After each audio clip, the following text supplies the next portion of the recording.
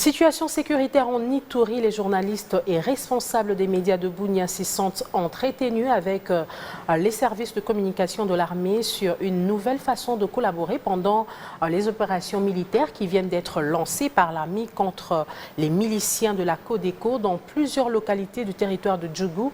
La désinformation et les messages tendant à la haine tribale sont à bannir pendant cette période. Marcus Jean-Loïca.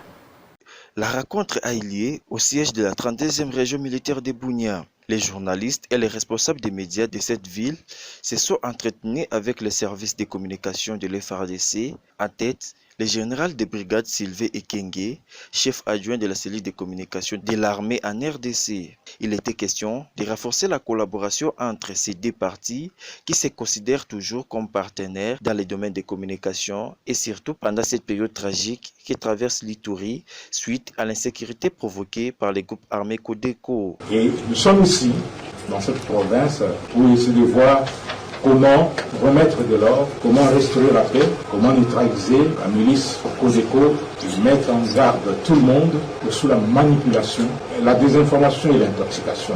Nous sommes venus pour vous entretenir sur le comportement à adopter en tant que journaliste pendant les opérations. La cellule de communication de l'armée a profité de l'occasion pour partager aux professionnels des médias un module sur la communication militaire pendant les opérations et les rôles que doit jouer la presse. Une formation capitale pour les journalistes qui s'en est suivie d'une séance de questions et réponses sur la nouvelle façon de collaboration et de travail qui va dorénavant caractériser l'armée et les médias de l'Ituri dans un seul objectif, le retour de la paix en Ituri. Prenant la parole au nom des journalistes, la présidente de l'INPC Ituri a exhorté ces hommes et femmes des médias présents à la mise en pratique des matières acquises et à la responsabilité sociale des journalistes pendant de telles périodes. Christine Abedito.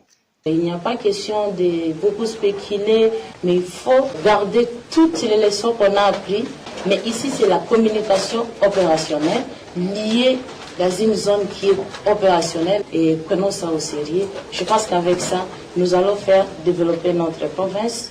La presse a un grand rôle à jouer dans les conflits qui prévaut ces derniers jours en Ituri pour espérer au retour effectif de la paix.